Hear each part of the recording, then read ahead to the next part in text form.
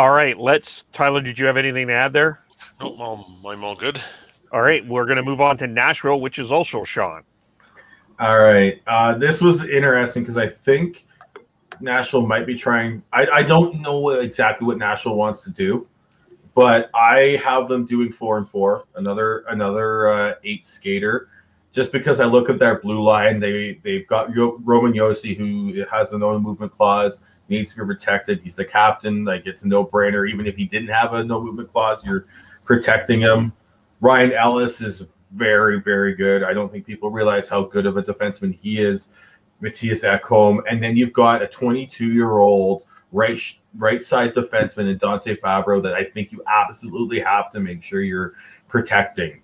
So you gotta make sure that you're protecting 4 defensemen, and you also look up front, and there's not much there that really excites me.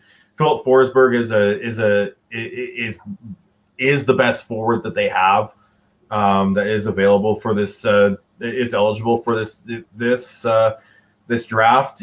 They've got, and then they need to figure out who else to protect, right? They've got two centers that should be good with Matt Duchene and Ryan Johanssen, but haven't quite been able to turn into that. I think it might be partially because they need some better wingers with them, but and they just traded away Victor Arvidsson. But the other one is Luke Kunin.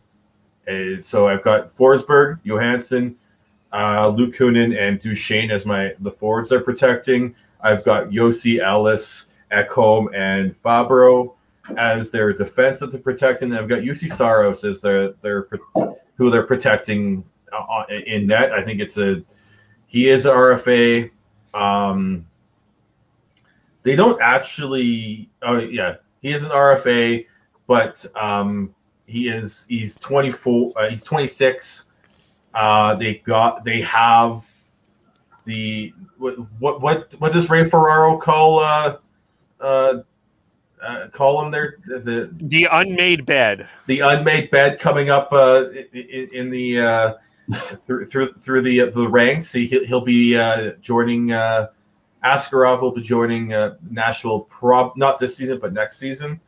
So you still need to have a good goaltender, and G-Saros was one of those goaltenders who was if there was any player who I think was robbed of a nomination in awards, I think it would be G-Saros with the Vezina. He's so damn good. Like, as good as Pecorine is or was, he's 38, a UFA. You're going to protect G-Saros, and then you just have some players that are going to be interesting looks for Seattle with Mikael Granlund, who's a UFA. Colton Sissons is someone I think Seattle will definitely be looking at if he's available, especially if they're going to be looking at more of a defense out approach. Yeah, I was just going to bring up Sissons. If I was going to make one change, I'd probably protect him instead of Kunin, but you're going the younger, cheaper route there. Well, potentially RFA after this coming season, but it's a sound choice for your protected list as well.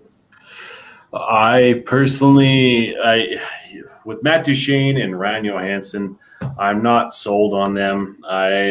Whoever won the Johanssen Seth Jones trade, I think we know who won that trade, which was Columbus. He hasn't really proven to me that he can carry the load like they thought they would, that they thought he would within where he's at with his career. He's 20 years old. He has 4 years left at $8 million. Matt Duchene has 5 years left at $8 million. Oh my God. And I would leave both of them exposed, to be completely honest with you, and hope that Seattle takes the bait. Right now, it seems like David Poile, and from what I'm hearing from the insiders, is that he's looking to make a deal. And I don't know why. Looking at this protection list, it doesn't look like there's much really there within that lineup that you really are salivating for. I would love to see a Mikael Granlund come back. Luke Kunin, I love him. I think that he's really underrated with where he's at a 23-year-old right winger. He has one more year left at 2.3. I don't know. Talk about managing assets and seeing where you're going to be at within the next few years. Yes, they have a lot of cap room within the next within this offseason. They have $22.8 million within cap room, which is a lot. So I think you really just. I think you got to take that risk within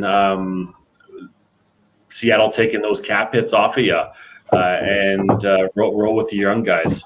So that's my only potential. I mean, like logically, Sean, the way you did it makes sense. But those are the two players that I would have within that lineup to be exposed.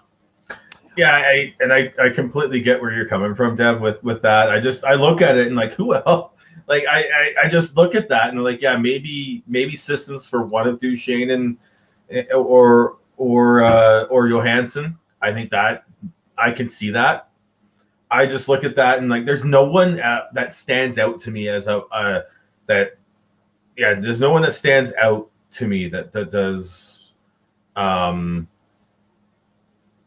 has it, because I just think it's there's nothing. They have Eeli Tolvanen who stepped in, looks like he's going to be something that everyone thought.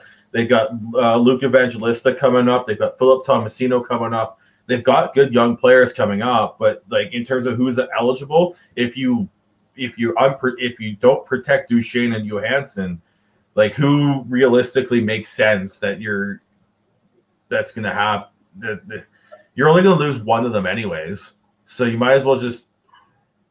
Yeah, if I was to redo it, it would be probably Johanssen, expose Johanssen for Colton Sissons. I would actually, I would probably leave both of them on Duchene and Johanssen unprotected. And who would you protect instead of them? Sissons. Okay, Sissons and Eric Hall is there, Yarncroke is there, Nick Cousins. I mean, those are guys that, you know, they're not going to be. Sorry, Kev, I kind of jumped on you there, man. Who would you protect? Probably, yeah, one of those guys. You're right, Sean. They're only going to take one of them, so you're going to. And I just want to. I don't know. That's a lot of salary that you can get rid of, and you can tempt Seattle with taking one of those two. I think Colton Sissons is a guy that I think he's proven that he can handle big moments. I remember the finals a few years ago. I think he has the potential to be one of those guys. Like if I'm Seattle, I would be taking Colton Sissons. If Colton Sissons was available on my team for any team, I would love to have him. That's the type of guy that I would protect. In my mind, Matt Duchene and Ryan Johanssen have been paid money and haven't proven to be as effective.